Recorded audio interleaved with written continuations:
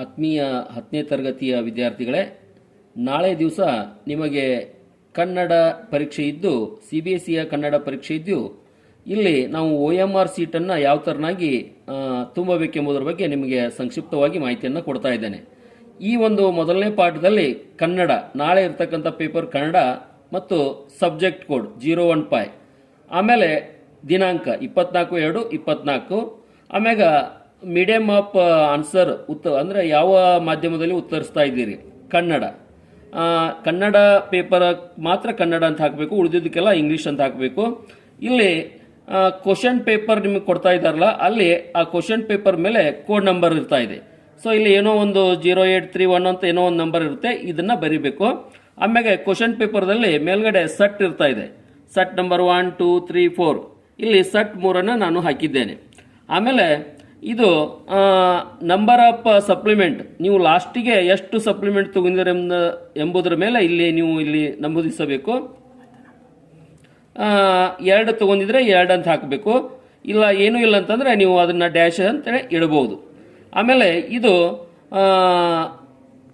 ಇದು ಅಂಗವಿಕಲ ವಿದ್ಯಾರ್ಥಿಗಳಿಗೆ ಮಾತ್ರ ಇರುವುದರಿಂದ ಇದನ್ನ ನೋ ಅಂತ ಹಾಕಬೇಕು. ಇದನ್ನು ಸಹಿತ ಡ್ಯಾಶ್ ಅಂತ ಹಾಕಬೇಕು. ಇದು ಸಹಿತ ಅಂಗವಿಕಲ ವಿದ್ಯಾರ್ಥಿಗಳಿಗೆ ನೋ ಅಂತ ಹಾಕಬೇಕು. ಆಮೇಲೆ ಇದು ಸಹಿತ ಡ್ಯಾಶ್. ಆಮೇಲೆ ಇಲ್ಲಿ ನಿಮ್ಮ ಹೆಸರನ್ನ ಅಂದರೆ ಯಾವ ಥರನಾಗಿ ಈ ಹೆಸರನ್ನ ಶೇಡ್ ಮಾಡಬೇಕೆಂಬುದರ ಬಗ್ಗೆ ಇಲ್ಲಿ ನೋಡೋಣ.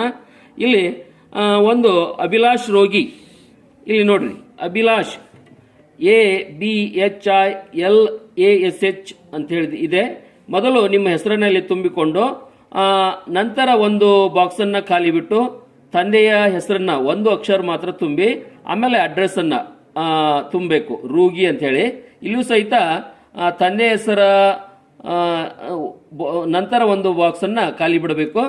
ಇಲ್ಲಿ ಅಭಿಲಾಷ್ ಇತ್ತಂತಂದ್ರೆ ಇಲ್ಲಿ ಎ ಮಾರ್ಕು ಅಂದ್ರೆ ಎಲ್ಲಿರ್ತೈತಲ್ಲ ಅಲ್ಲಿ ಹುಡುಕಿ ನಾವು ಶೇಡನ್ನು ಮಾಡಬೇಕು. ಬಿ ಇಲ್ಲಿ 2ನೇ ಸಾಲಿನಲ್ಲಿದೆ, ಅದೇ ತರನಾಗಿ H, ಅದೇ ತರನಾಗಿ I, ಆ ಸಾಲಿನಲ್ಲಿ I ಎಲ್ಲಿರುತ್ತೋ ಅಲ್ಲಿ ಶೇಡನ್ನು ಮಾಡಬೇಕು. L ಈ ತರನಾಗಿ ಶೇಡ್ ಮಾಡ್ಕೊಂತ ಬರಬೇಕಾಗ್ತಾ ಇದೆ. ಎಸ್ ಅಂತಂದ್ರೆ ಇಲ್ಲಿ ಬರ್ತಾ ಇದೆ. ಆಮೇಲೆ ಆರ್ ಅಂತಂದ್ರೆ ಇಲ್ಲಿ ಹುಡುಕಬೇಕು, ಇಲ್ಲಿ ಶೇಡನ್ನು ಮಾಡಬೇಕು. ಆಮೇಲೆ U ಇಲ್ಲಿದೆ, ಆಮೇಲೆ G ಇಲ್ಲಿದೆ, I ಇಲ್ಲಿದೆ, ಈ ತರನಾಗಿ. ಆಮೇಲೆ ಈ ರೋಲ್ ನಂಬರ್ ನಿಮ್ಮ ಹಾಲ್ ಟಿಕೆಟ್ನಲ್ಲಿ ಇದೆ, ಇಲ್ಲೊಂದು ಹಾಲ್ ಟಿಕೆಟ್ ಇದೆ. ಆ ಹಾಲ್ ಟಿಕೆಟ್ನಲ್ಲಿ ಇಲ್ಲಿ ನೋಡ್ಬೋದು ನೀವು, ಇಲ್ಲಿ ರೋಲ್ ನಂಬರ್ ಇದೆ, ಇದೇ ರೋಲ್ ನಂಬರ್ನ ಇಲ್ಲಿ ಹಾಕಬೇಕು. ಅದಾದ ನಂತರ ಸಬ್ಜೆಕ್ಟ್ ಕೋಡ್ ಸಹಿತ ಹಾಲ್ ಟಿಕೆಟ್ನಲ್ಲಿ ಇರ್ತಾ ಇದೆ, 01 ಕನ್ನಡ, ಇಲ್ಲಿ 01 ಹಾಕಬೇಕು. ಆಮೇಲೆ ಇಲ್ಲಿ ರೋಲ್ ನಂಬರ್ ಹಾಕಿದ ತಕ್ಷಣ ಅಲ್ಲಿಯೂ ಸಹಿತ ಶೇಡನ್ನು ಮಾಡಬೇಕು. ಆ ಸಂಖ್ಯೆಗೆ ಅನುಗುಣವಾಗಿ ಆ ಒಂದು ಬಾಕ್ಸ್ನಲ್ಲಿ ಇರ್ತಕ್ಕಂಥ ಸಂಖ್ಯೆಗಳನ್ನು ಶೇಡ್ ಮಾಡಬೇಕು. ಆಮೇಲೆ ಸೆಂಟರ್ ನಂಬರ್ ಸಹಿತ ಹಾಲ್ ಟಿಕೆಟ್ನಲ್ಲಿ ಇರ್ತಾ ಇದೆ, ಇಲ್ಲಿ ನೋಡ್ತಾ ಇರ್ಬೋದು ನೀವು, ಸೆಂಟರ್ ನಂಬರ್ ಇಲ್ಲಿದೆ. ಇದೇ ನಂಬರನ್ನು ನೀವು ಏನು ಮಾಡ್ಬೇಕಂತಂದ್ರೆ ಇಲ್ಲಿ ಫಿಲ್ ಮಾಡಬೇಕು. ಆಮೇಲೆ ಆ ನಂಬರನ್ನು ನೀವು ಶೇಡನ್ನು ಮಾಡಬೇಕು. ಆಮೇಲೆ ಸಬ್ಜೆಕ್ಟು, ನಾಳೆ ಇರ್ತಕ್ಕಂಥ ಸಬ್ಜೆಕ್ಟು ಕನ್ನಡ. ಆಮೇಲೆ ಇಲ್ಲಿ ಇರ್ತಕ್ಕಂಥದ್ದು school as per the admit card, school number, ಇದು ಸಹಿತ ಸ್ಕೂಲ್ ನಂಬರ್ ಇಲ್ಲಿದೆ ಅಡ್ಮಿಟ್ ಕಾರ್ಡ್ದಲ್ಲಿ, ಸ್ಕೂಲ್ ನಂಬರ್. ಈ ನಂಬರನ್ನು ನೀವು ಇಲ್ಲಿ ಫಿಲ್ ಮಾಡಬೇಕು.